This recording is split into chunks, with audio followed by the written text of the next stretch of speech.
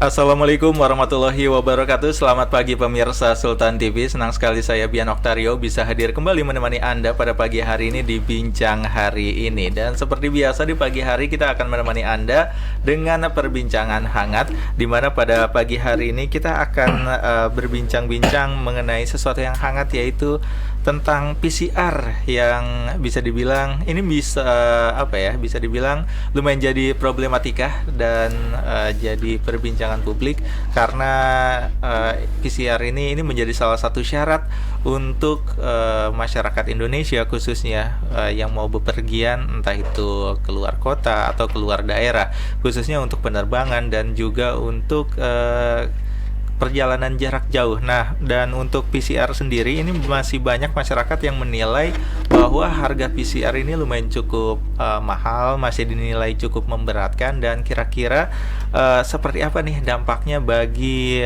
sektor pariwisata. Nah, nanti akan kita coba perbincangkan permasalahan ini bersama dengan Bapak Bobi Hidayat selaku Ketua DPD Insan Pariwisata Indonesia IPI Banten. Tapi sebelum kita berbincang-bincang dengan Bapak Bobi, kita mau mengingatkan Anda pemirsa Sultan TV untuk selalu update informasi Anda dengan cara follow Instagram kita @sultantv.co dan juga @beritasultantv, dan juga Facebooknya Sultan TV dan kanal YouTube kita di Sultan TV. Dan Sultan TV juga bisa Anda saksikan melalui TV satelit Nin Media channel 26. Dan untuk Anda yang juga mungkin mau bertanya-tanya nih tentang pembahasan kita pada pagi hari ini, bisa langsung layangkan pertanyaan Anda melalui kolom live chat live streaming kita pada pagi hari ini di kanal YouTube Sultan TV. Dan sudah bersama kita Bapak Bobi Hidayat. Assalamualaikum, selamat pagi Pak. Assalamualaikum warahmatullahi wabarakatuh. Selamat pagi. Bagaimana kabarnya pada pagi hari ini? Alhamdulillah baik. Alhamdulillah. Mudah-mudahan semua pemirsa Sultan TV juga dalam kondisi sehat walafiat. Alhamdulillah. Ya. Mudah-mudahan seperti itu Pak ya. Ya. Aktivitasnya tetap lancar-lancar aja? Iya, dengan kondisi pandemi aktivitas lancar, cuman tetap jaga prokes. Ya.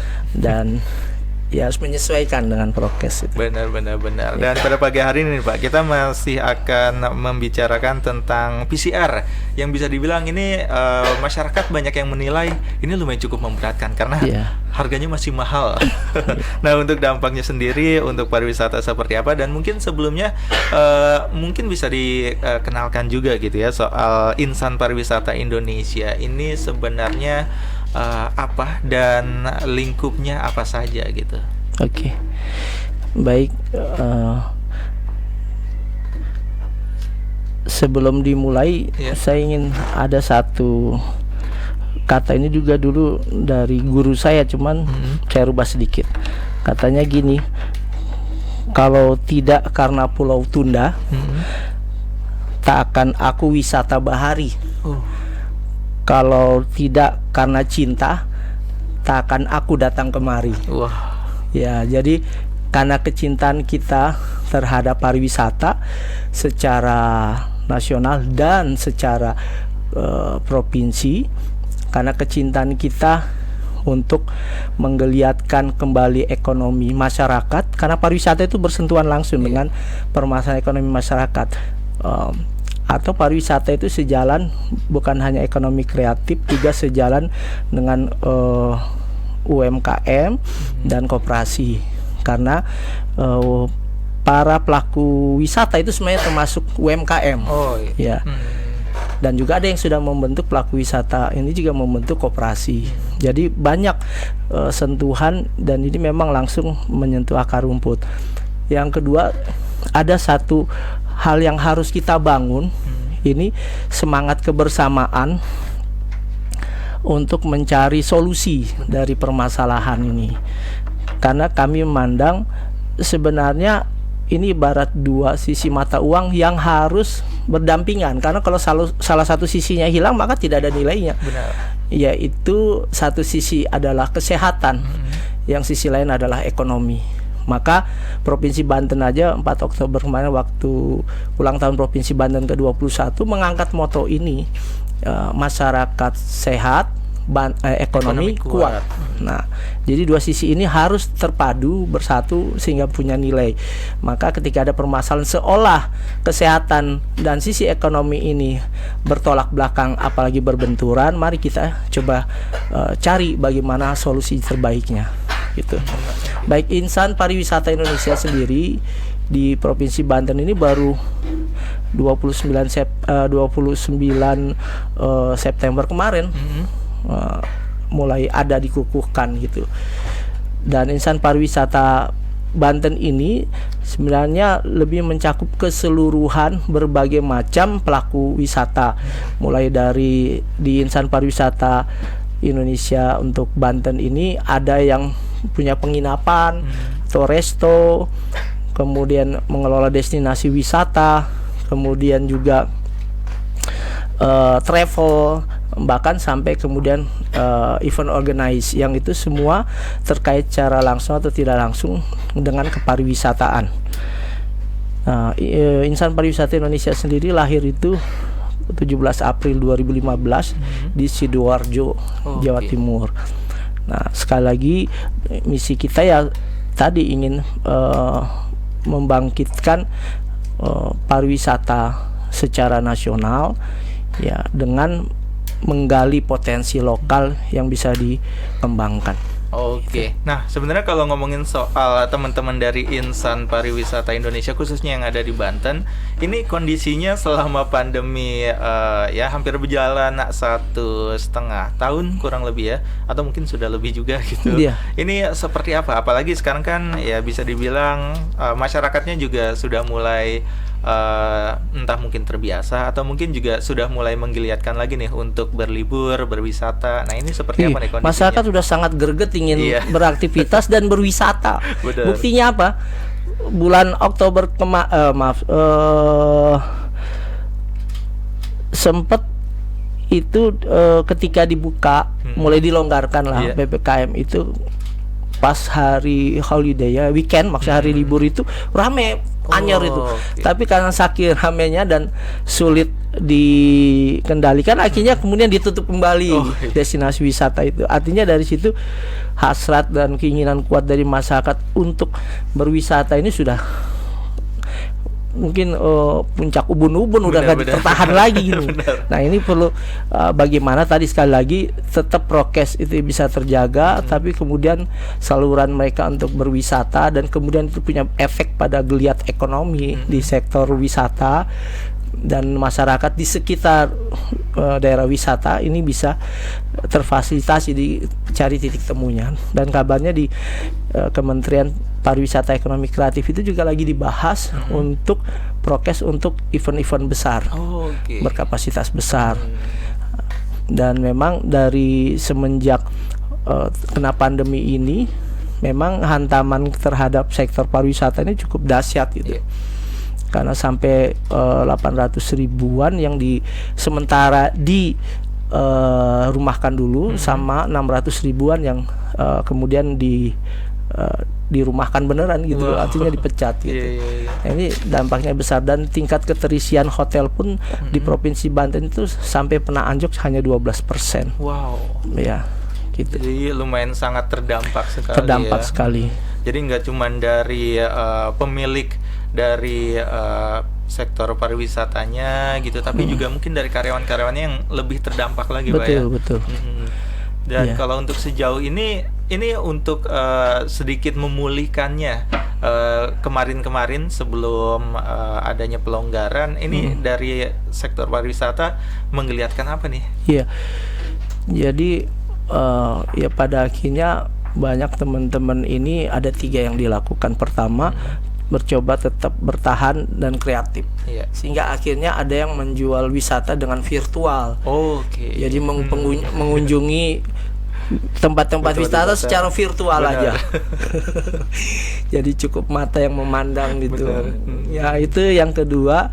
Ada juga yang mengkreasikan kayak misalnya WFH, work from home, itu dirubah juga jadi WFH, itu work from hotel. Jadi ada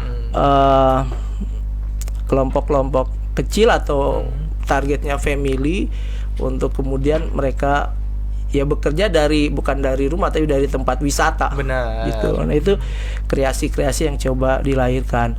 Ada juga yang bertahan atau sementara mengalihkan, masih kalau tadinya misalnya di travel kemudian beralih ke masih di seputar wisata tapi lebih di kuliner. Karena kebutuhan, walaupun pandemi, kebutuhan pokok seperti kuliner itu tetap menjadi booming. Dan ya juga ada siasat-siasat ya tadi kayak misalnya beralih ke digitalisasi ya. Jadi itu diantara beberapa teman ya rekan, tapi tentu hasilnya ya tidak seideal ketika tidak dalam kondisi pandemi ya. Dan kalau yang kemarin pernah dirasakan sama teman-teman pelaku pariwisata, ini sempat ada yang sampai usahanya tutup nggak sih, Pak? Iya, ada yang beberapa ya kayak travel kan memang berhenti total.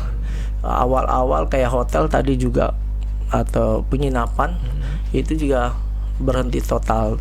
Jadi pastinya itu semenjak Maret itu sampai dengan baru 2020 ini mulai ada 2021 awal maksud saya mulai ada geliat kembali. Makanya di Kementerian Pariwisata itu punya program fase penyelamatan, itu ada istilah tanggap darurat, kemudian pemulihan, baru normalisasi. Nah, upaya-upaya untuk memang secara bertahap ya dengan tetap mengindahkan prokes itu kemudian memulihkan kembali, menormalisasi kembali aktivitas wisata gitu. Nah terakhir ini sih sebenarnya salah satu programnya itu membuka beberapa tempat wisata secara bertahap, sambil terus mengevaluasi gitu. Ya seperti itu gambarannya. Berarti kalau saat ini tahapannya yang masih dijalani masih pemulihan nih Pak ya? Pemulihan ya sudah beralih ke normalisasi sebenarnya. Kalau versinya Kementerian Pariwisata itu hanya masih bertahap. Kalau sisi bertahapnya ini seperti apa nih? Apakah pembukaannya yang mungkin hanya beberapa titik saja, atau mungkin bertahapnya ini hanya misalkan kapasitas pengunjungnya yang masih dikurangi? Pertama ya dua-duanya ada yang bertahap. Beberapa destinasi wisata dibuka, diuji coba ya kayak Anyer, kemudian kalau Jakarta itu Kepulauan Seribu itu sudah mulai dibuka, sudah melihat. Malah saya kemarin baca di media sosial itu, media online, ada Jember tanggal 20 November ini akan bikin festival fashion Jember. Nah ini semua upaya secara bertahap ya, tapi tetap pelaksanaan prokes itu dijaga dan sambil mengamati perkembangannya. Ada juga memang bertahap dalam arti kalau dulu persentase misalnya ruangan terpenuhi hanya 25%, terus naik 50%, sekarang 100%. Makanya PCR itu jadi alasan di antara 3 alasan PCR itu. Pertama adalah mencegah arus ketiga COVID yang sekarang lagi berkembang dahsyat itu di Inggris. Yang kedua itu mobilitas, membatasi mobilitas, atau bahasa kerennya itu relaksasi aktivitas katanya. Nah, apalagi ini menjelang akhir tahun, ada tahun baru dan ada Natal. Nah, dan yang ketiga itu salah satu alasan Kemenhub itu bahwa pesawat ini sudah 100%. Makanya wajib laksanakan PCR. Permasalahannya itu di kita itu alat, ada namanya screening, ada diagnosa. Kalau salah seorang dokter bilang itu kalau ginos dan antigen itu screening.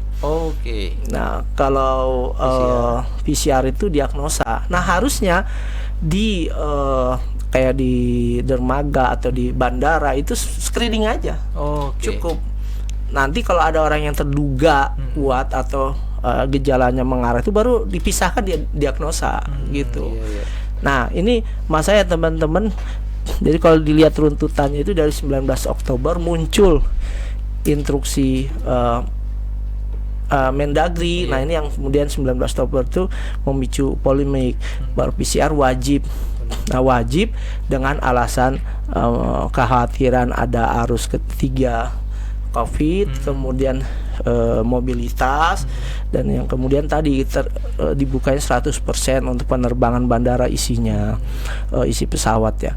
Nah Tapi kemudian yang jadi masalah bukan screening atau diagnosa. Pertama rekan-rekan itu lebih ingin ke screening, ya memang hanya cukup antigen saja gitu.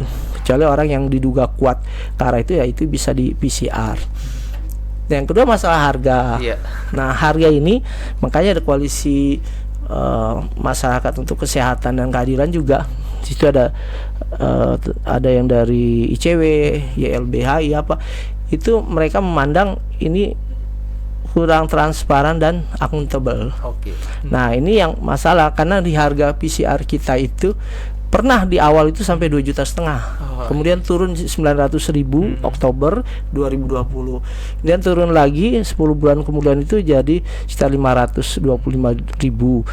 Kemudian terakhir ya turun lagi 275 sampai 300.000. Tetapi apa dasarnya, baik itu BPK, Badan Pengawas Keuangan dan Pembangunan, tidak menyampaikan rincian, juga Dinas Kesehatan sebenarnya seperti apa sih budgetnya itu. Nah, ini yang kemudian dipertanyakan oleh koalisi tadi lah. Tapi yang kita ingin sampaikan ini, kalau tadi dua sisi mata uang ini memang disepakati bahwa ini harus bersamaan untuk mempunyai nilai untuk keluar dari masalah pandemi ini, kesehatan dan ekonomi, maka teman-teman kami itu berharap di harga PCR itu bisa ditekan lebih jauh lagi. Bahkan solusinya ya subsidi. Sebenarnya itu yang diharapkan gitu ya, supaya sebenarnya masyarakat ini tidak dibebani sama biaya yang terlalu besar untuk entah itu screening atau PCR ini yang jatuhnya ke diagnosa, Pak ya. Jadi ya kalau melihat tadi yang sempat disinggung sama Pak Bobi, ini PCR ternyata memang untuk diagnosa dan sebenarnya tidak terlalu dibutuhkan ketika untuk seseorang dalam perjalanan. Karena PCR ini hanya dibutuhkan ketika seseorang ini diduga positif, bisa dibilang seperti itu, Pak ya? Iya, dan juga penerapan atau pengetatan soal PCR ini, itu kan permasalahannya adalah ketika pandemi sedang landai, sedang berturun. Ya, justru waktu kemarin yang sedang naik itu PCR tidak menjadi keharusan yang wajib. Walaupun kemudian ada revisi lagi ya. Tapi ini menarik karena gini, yang pertama kali membuat kewajiban PCR itu instruksi Kemendagri 19 Oktober. Tapi kemudian direvisi Kemenhub 29 Oktober itu dengan Satgas Covid itu menegaskan tadinya PCR wajib semua moda transportasi termasuk darat dan laut. Nah, itu tambah lagi rame bisa. Nah, 19 Oktober keluar kebijakan itu, Insan Pariwisata Indonesia Pusat sudah memohon peninjauan kembali pada tanggal 24 Oktober. Setelah itu nggak lama kemudian IPI juga, tapi beda singkatannya, Ikatan Pilot Indonesia. Itu meminta juga pemerintah meninjau ulang karena transportasi udara itu cenderung lebih rendah tingkat risiko penularan COVID-nya. Yang kedua, karena dia pengetatan screening sama kemudian barang-barang juga di sinar UV itu kemudian sama ada standar internasional gitu, sehingga tingkat risikonya lebih kecil dan efeknya ke ekonomi tadi 60% penerbangan itu jadi menurun. Nah, ini kan semua harus jadi perhatian. Tapi justru itu 24 setelah IP Insan Pariwisata, kemudian Ikatan Dokter kalau nggak salah 2 hari kemudian, nah malah 29 mau diterapkan di semua moda transportasi, tambah lagi ini memicu polemik. Nah, 1 November itu kan tadi Kemendagri, terus Kemenhub, surat edaran Kemenhub yang akan menerapkan ke semua transportasi. 1 November yang ngomong Menteri Koordinator Pembangunan Manusia dan PMK Kebudayaan. Itu bilangnya bahwa akan ditinjau, bahasanya sih setelah ngomong dengan Pak Kemendagri itu ini akan dicabut. Nah, tapi maaf sampai sekarang saya belum update apakah sudah ada surat edaran, dan baiknya memang kembali ke Kemenhub yang lebih berwenang di transportasi gitu. Nah, kalau hanya secara lisan, nah ini kan kita bicara kepastian hukum dan keseragaman pelaksanaan di lapangan. Nah, ini juga perlu jadi catatan. Oke, jadi ini menarik banget kalau ngomongin soal yaitu penerapan tes PCR yang diwajibkan. Ya walaupun kemarin sempat diberitakan juga kalau khusus untuk penerbangan ini dicabut untuk kewajiban tes PCR. Namun lumayan cukup berdampak juga untuk orang-orang yang mungkin melakukan perjalanan darat gitu kan. Karena lumayan cukup banyak juga, entah itu mungkin yang menggunakan sepeda motor juga harus diwajibkan PCR. Ini lumayan cukup memberatkan. Saat bersamaan tanggal 1 November juga ada berita lain yang menarik. Pertama, Kementerian tadi Pembangunan Manusia dan Kebudayaan itu juga menyampaikan bahwa ada 135 kabupaten kota yang tren COVID-nya menaik. Oke. Ini terkait dengan sebentar lagi mobilitas yang akan sangat pesat ketika menghadapi Natal dan Tahun Baru. Ini akan ada kebijakan khusus. Itu satu bahasanya. Yang kedua, ada juga saat itu juga 1 November salah satu surat kabar nasional itu juga menyampaikan menerapkan kewajiban bukan hanya para wisatawan atau yang transportasi umum, transportasi pribadi pun baik mobil atau motor sejarak 250 km perjalanan atau sekitar 4 jam wajib antigen. Nah, ini sekali lagi kebijakan baik PCR, bukan hanya PCR juga antigen yang menyentuh semua sekarang yang bergerak gitu, yang dalam 4 jam atau 250 km kemudian diharuskan. Nah, ini perlu benar-benar dikaji gitu. Nanti efeknya dilihatnya seperti apa tanpa sekali lagi memperhatikan prokes ya. Benar. Karena gini, kita dulu pernah bicara herd immunity. Syaratnya 70 atau 80% divaksin. Benar. Kita bukan lagi vaksin 1, udah vaksin 2. Bali saja sudah hampir 100% vaksin pertama, 90% vaksin kedua. Tapi ketika diterapin PCR waktu itu Menteri Pariwisata Pak Sandiaga Uno lagi di sana itu turun langsung dari 10.000 orang wisatawan berkunjung setiap hari jadi 7.000. Wow. Itu langsung ada efeknya. IPI tadi juga yang Ikatan Pilot sudah menyampaikan langsung ada efeknya 60%. Nah, sekarang seluruh orang mobilitas yang 250 km akan dites antigen gitu. Nah, ini juga perlu benar-benar dikaji dan lihat efeknya gitu. Ya, apalagi ya kembali ke pariwisata ya. Pariwisata ini ya sedang menggeliat ya, dan kembali lagi pariwisata ini menyentuh ekonomi masyarakat. Benar. Oke, ini menarik kalau berbicara mengenai kewajiban penerapan tes PCR khususnya untuk perjalanan entah itu udara dan juga darat.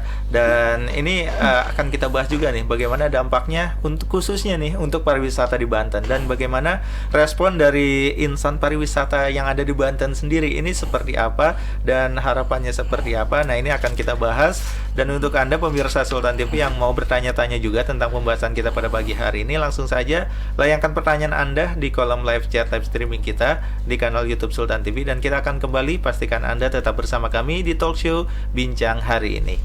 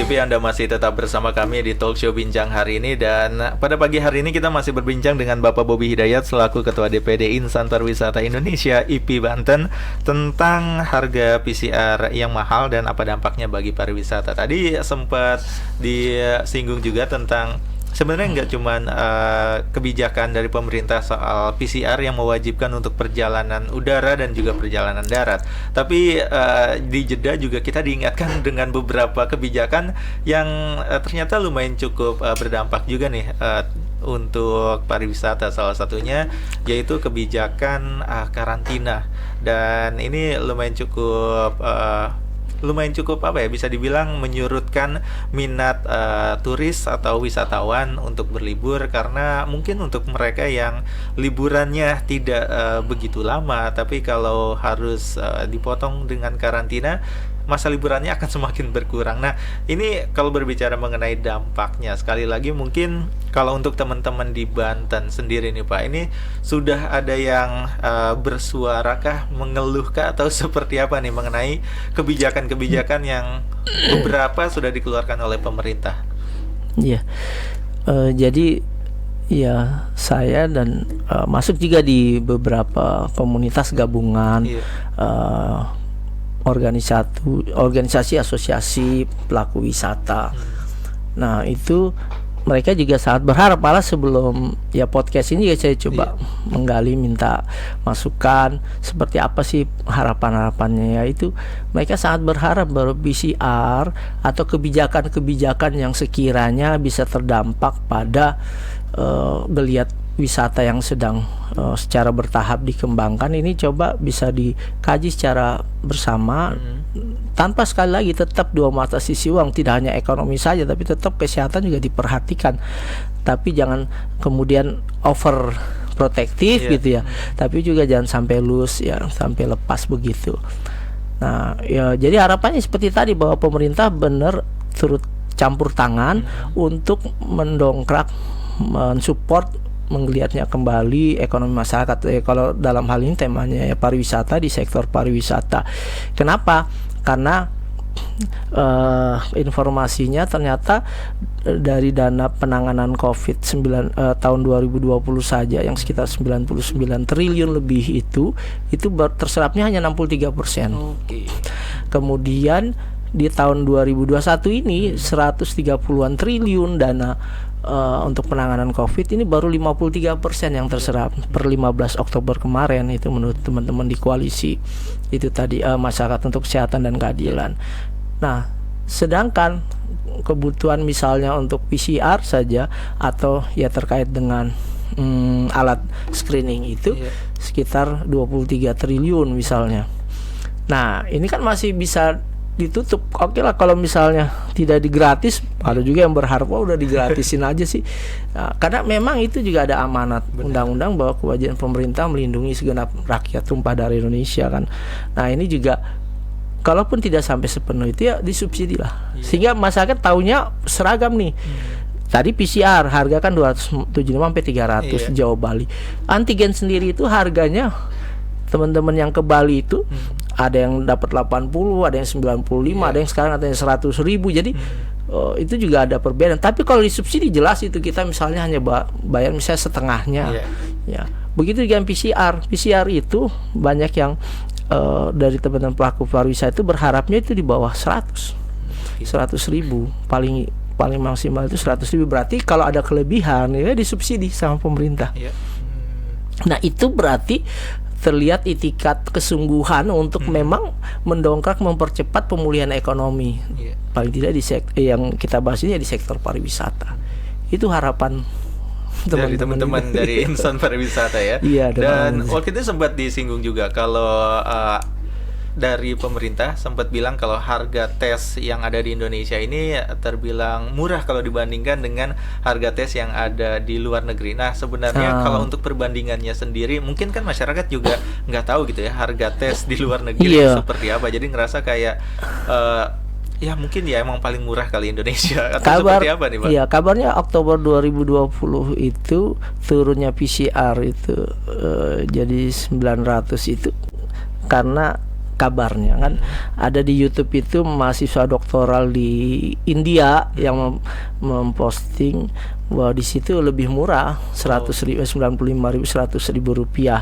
Terakhir ketika lagi polemik ini juga di medsosnya Bu mantan Menteri Kelautan dan Perikanan itu Bu Susi itu juga bilang di India 95.000 gitu. Nah saya bilang kalau memang di India 95 misalnya di sana memang ada subsidi pemerintah, lah itu yang dibutuhkan, itu yang diharapkan oleh para pelaku wisata itu untuk menggeliatkan sektor pariwisata itu untuk ada subsidi di screening ataupun di diagnosa itu mau ginos, kemudian antigen ataupun PCR.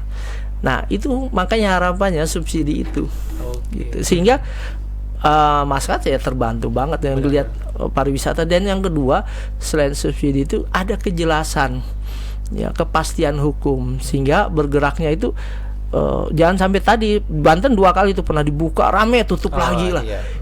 Jadi yang kasihan itu para pelaku wisata juga dan masyarakat yang mau berwisata, akhirnya mereka bingung ini sebenarnya dimungkinkan, dibolehkan atau enggak, sehingga akhirnya ya tadi ada yang membatalkan lagi rencana-rencana wisata yang terbatas ya.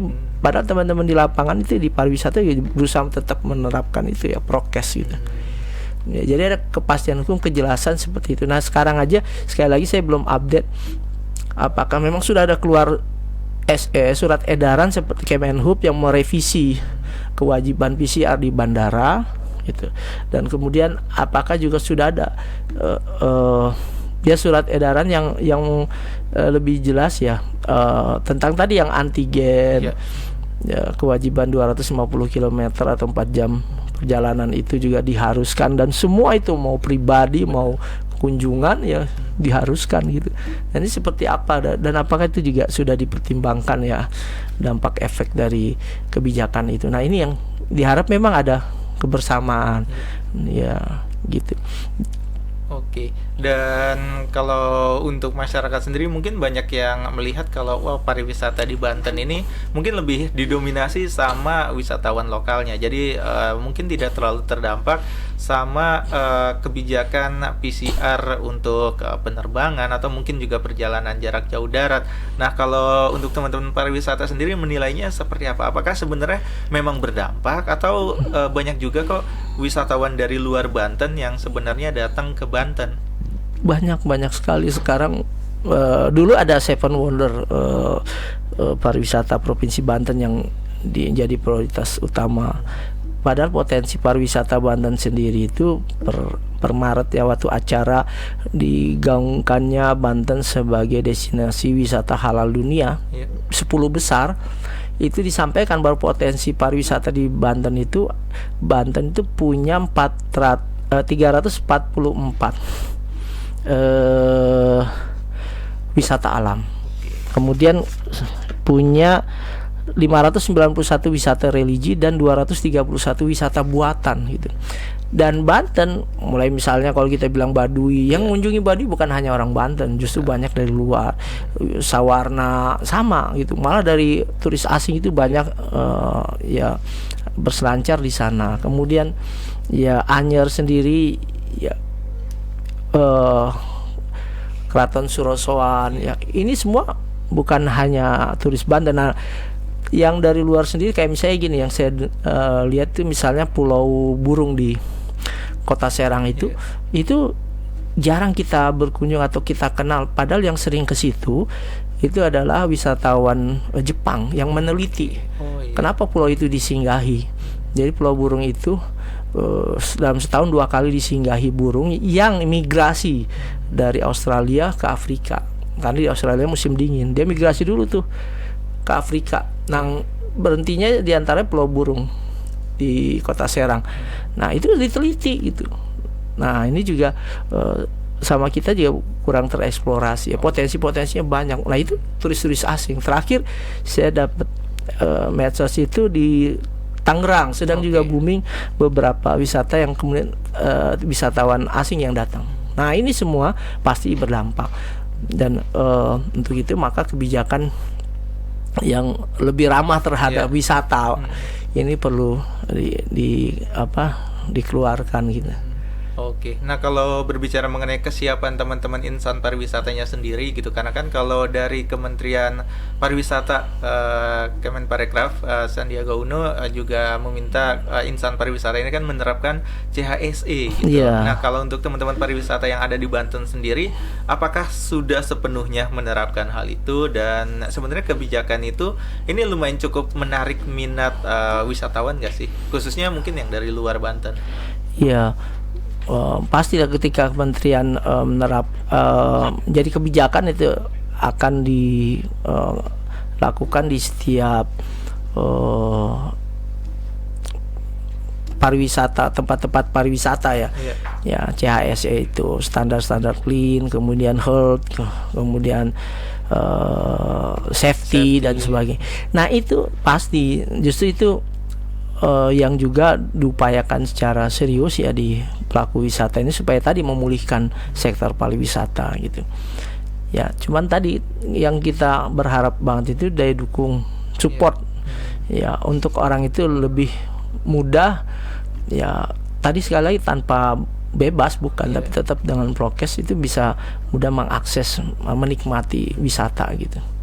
Oke, jadi sebenarnya teman-teman insan pariwisata di Banten semuanya udah siap gitu ya, udah menerapkan itu semua, dan tinggal bagaimana kebijakannya ini membuat wisatawan mau datang ke Banten atau tidak, seperti itu Pak ya. Oke, dan mungkin juga kalau ngomongin soal wisatawan yang ada di Banten ini bisa dibilang lumayan cukup banyak juga gitu, dan proyeksinya untuk akhir tahun nanti yang harusnya ada Natal dan juga Tahun Baru ini, terlebih kita tahu nih bahkan cuti bersamanya ini dihilangkan gitu ya. Ini seperti apa nih respon dari teman-teman? Iya. Pembatasan atau prokes itu juga tetap memang sekali lagi dua sisi mata uang antara kesehatan dan ekonomi harus disiasati supaya tetap sejalan, sehingga memang menilai jangan sampai keluar dari masalah pandemi sehat maka tapi ekonominya terpuruk. Ya, sebaliknya jangan sampai ekonomi aja yang diperhatikan maju tapi masyarakatnya ya ternyata COVID-nya terjangkit yang paling besar wabahnya. Padahal sekali lagi trennya kan memang secara nasional Indonesia ini terus menurun, bahkan saya dapat juga dari medsos itu Amerika mengeluarkan Indonesia itu level terendah terjangkit COVID. Nah, harusnya ini menjadi kebijakannya itu lebih ramah, lebih bijak untuk bisa tadi wisatawan ini lebih bisa masuk ke Banten ya atau ke Indonesia gitu. Jadi sebenarnya benar-benar yang diharapkan, dan kita berharap juga ini rekan-rekan di pelaku wisata bersama Pemprov Banten, bersama DPRD Provinsi Banten itu membahas dan punya sikap. Pertama, ada rekomendasi yang diberikan ke pusat, masukan-masukan dari Provinsi Banten ini, kebersamaan antara pelaku wisata, eksekutif dan legislatif. Yang kedua, ada juga regulasi, paling tidak kembali ke instruksi gubernur yang sekarang belum dicabut nih. Instruksi gubernur terakhir ya tentang menutup semua destinasi wisata gitu ya kejadian itu begitu dibuka rame nggak bisa prokes sampai sama polisi dialihkan itu yang mau masuk ke daerah wisata.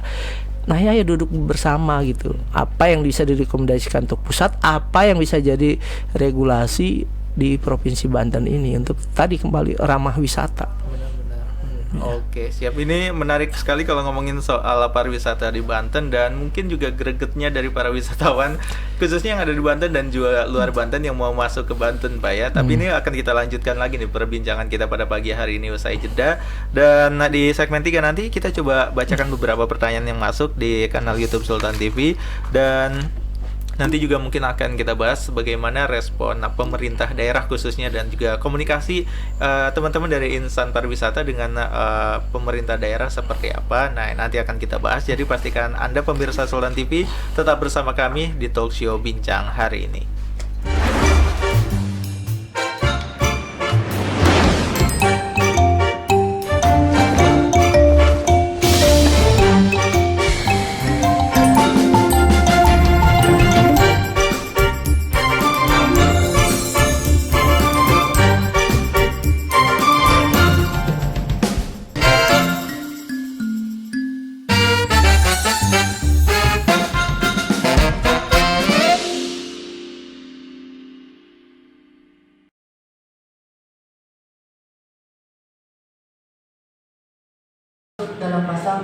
365 KUHP. Awal mula kejadian ini adalah ketika korban yang berinisial IM, seorang perempuan, sedang berlari pagi atau olahraga pagi di kawasan Sutra Utama, Serpong. Kemudian korban itu yang sedang berlari sedang menggunakan handphone. Setelah itu dihampiri oleh seorang laki-laki menggunakan motor. Kemudian HP yang pada saat itu digenggam oleh korban dirampas secara paksa dan kemudian pelaku pergi meninggalkan korban. Itu adalah pencurian dengan pemberatan dan pencurian dengan kekerasan. Jadi pencuriannya mengambil barang sebagian atau seluruhnya milik orang lain untuk dikuasai oleh dirinya sendiri.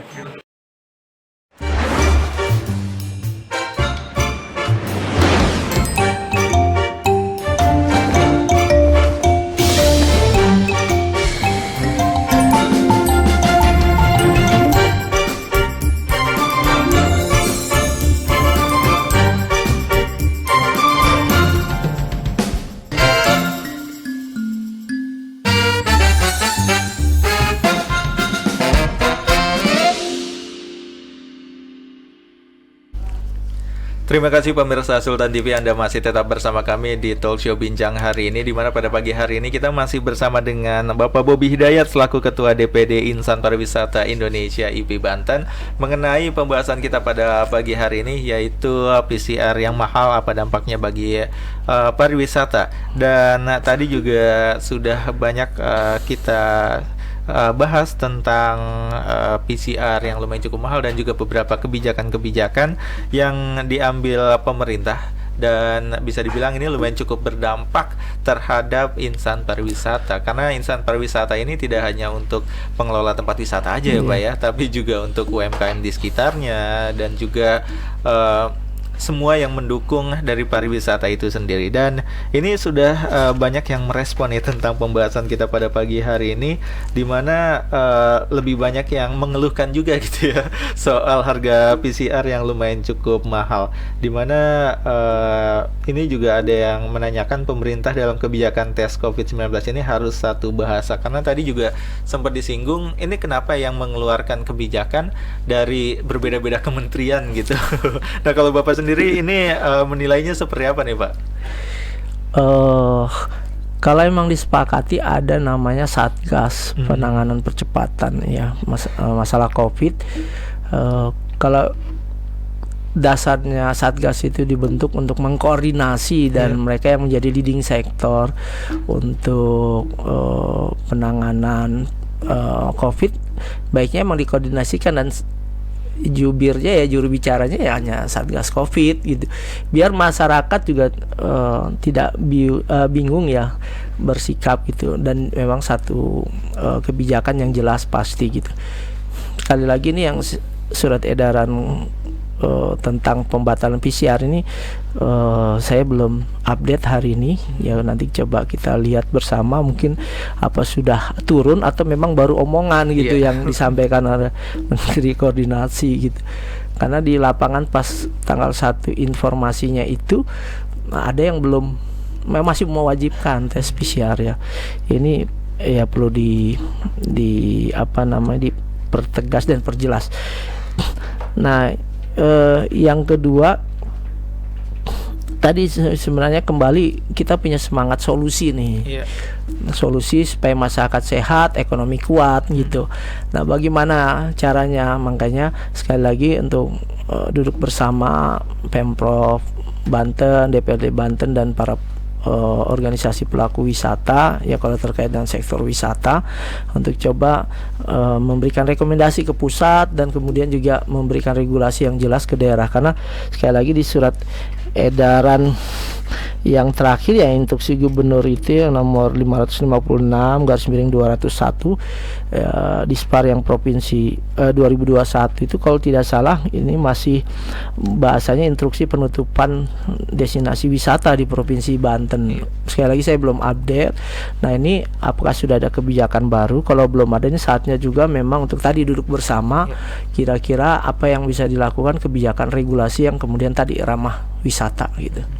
Itu yang diharapkan gitu. Oke, ini ada pertanyaan lain yang mungkin lebih menanyakan nih tentang kenapa harga PCR di Indonesia ini lebih mahal, dan mungkin kalau Bapak sendiri ini Iya, melihatnya seperti apa? kita belum investigasi. Iya. Dan memang bukan kita sih investigasi. Kenapa di India itu lebih murah? Saya khawatir memang ada subsidi. Iya. Karena kalau menurut koalisi Masyarakat untuk Kesehatan dan Keadilan itu kan kita masih impor ya. Ada satu di PCR itu Regen namanya. Nah itu katanya harga dasarnya kalau menurut mereka yang di lapangan investigasi itu sekitar 180.000. Oke. Nah kan berarti kalau di push harga sampai 100.000 atau di bawah itu kan berarti kelihatannya ada subsidi gitu dari pemerintah gitu. Tapi sekali lagi jelasnya saya belum tahu untuk kebijakan, misalnya contohnya ya India lah yang terdekat. Tapi kita harap sekali lagi memang ada campur tangan langsung subsidi pemerintah tadi membantu menggeliatnya ekonomi. Jadi masyarakat emang nanti sehat, ya ekonominya juga jadi tumbuh kuat gitu. Oke, siap. Dan tadi juga sempat ada yang menanyakan soal alternatif nih ketika harga PCR mahal, khususnya untuk masyarakat Banten. Ini kalau untuk berlibur gimana? Apakah di Banten aja gitu? Atau seperti apa? Iya, ya kebijakan yang terbaru yang 250 km perjalanan yang Kemenhub itu. Nah, kemudian atau 4 jalan itu harus antigen.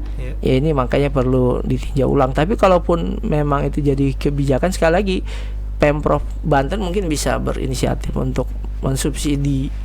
Karena gini, waktu kebijakan 300.000 PCR atau 275 sampai 300.000 pun salah satu Pemprov di Kalimantan langsung bilang turunkan di bawah itu, Pemprov subsidi. Nah itu luar biasa, itu pasti teman-teman pelaku wisata di sana senang banget gitu.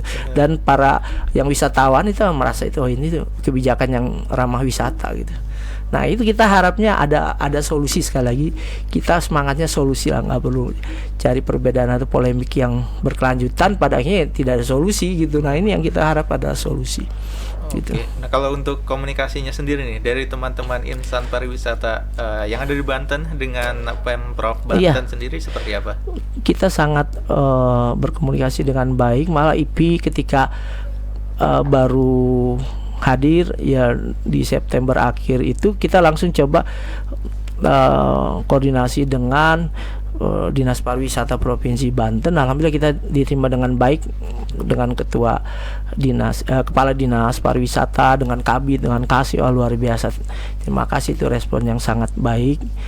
Kemudian juga dengan Komisi 3 yang bawahi juga tentang sektor pariwisata, dengan ketua Komisi 3-nya langsung kemarin juga kita diterima dengan baik.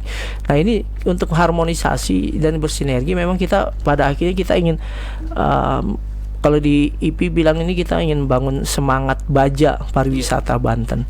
Apa itu semangat baja? Semangat bangkit dan jayakan pariwisata Banten. Nah ini perlu kebersamaan gitu, perlu sinergi, perlu kolaborasi. Nggak mungkin salah satu pihak aja yang akhirnya timpang, ya akhirnya tidak akan ada solusi. Akhirnya geliat ekonomi itu akan terhambat. Oke, dan mungkin karena keterbatasan nih Pak, sebenarnya menarik kalau ngomongin soal pariwisata khususnya di Provinsi Banten ini gitu ya. Tapi karena keterbatasan waktu, mungkin terakhir nih Pak, apa yang ingin disampaikan dan mungkin ada yang mau ditambahkan juga nih dari teman-teman insan pariwisata, entah itu mungkin kepada masyarakat atau pemerintah terkait hal ini nih Pak. Iya, jadi salah satu geliat yang ekonomi yang sangat ingin dilakukan bukan hanya di Indonesia, di negara-negara lain juga itu cepat dilakukan itu.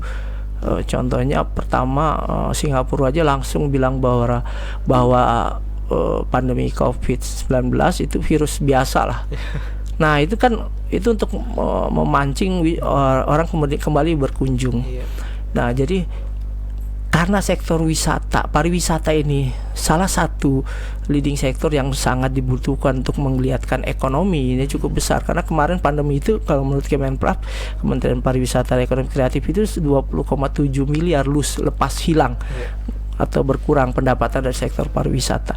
Nah ini perlu tadi kebijakan yang ramah wisata. Untuk itu sekali lagi perlu kebersamaan, sinergi, kolaborasi dari para pelaku wisata dengan pemerintah provinsi dan juga legislatif untuk memberikan formulasi yang ramah wisata tadi yang tepat bisa menggeliatkan ekonomi masyarakat dengan tetap memperhatikan kesehatan. Ya, ini yang perlu kita hadirkan, yang perlu kita formulasikan sehingga kemudian kembali kalau jadi moto Provinsi Banten yang kemarin ya di ulang tahun ke-21, masyarakat sehat, ekonomi kuat. Oke, siap. Mudah-mudahan Banten ini semakin bangkit dan jaya terus, Pak, khususnya di pariwisata, dan juga yang pastinya masyarakatnya ini jadi seperti motonya gitu, semakin sehat dan ekonominya juga semakin kuat. Ya, terima kasih Pak Bobi sudah meluangkan waktunya untuk berbincang dengan kita pada pagi hari ini. Mudah-mudahan kita bisa berjumpa lagi di lain waktu dengan pembahasan lain, Pak ya. Terima kasih. Assalamualaikum warahmatullahi wabarakatuh. Waalaikumsalam. Dan itu dia pemirsa Sultan TV, perbincangan kita pada pagi hari ini bersama dengan Bapak Bobi Hidayat selaku Ketua DPD Insan Pariwisata Indonesia IP Banten mengenai pembahasan kita pada pagi hari ini. Dan mudah-mudahan dari pembahasan kita pada pagi hari ini bisa membuka wawasan kita semua dan mungkin bisa lebih membuat kita jadi lebih bersemangat lagi untuk berpariwisata khususnya di Banten, Pak ya. Oke, kita akan berjumpa lagi di Talkshow Bincang hari ini edisi selanjutnya. Saya Bian Oktario undur diri, Pak Bobi juga undur diri, dan kerabat kerja yang bertugas pada pagi hari ini juga undur diri. Terima kasih untuk Anda yang sudah menyaksikan. Sampai jumpa. Wassalamualaikum warahmatullahi wabarakatuh. Waalaikumsalam warahmatullahi wabarakatuh.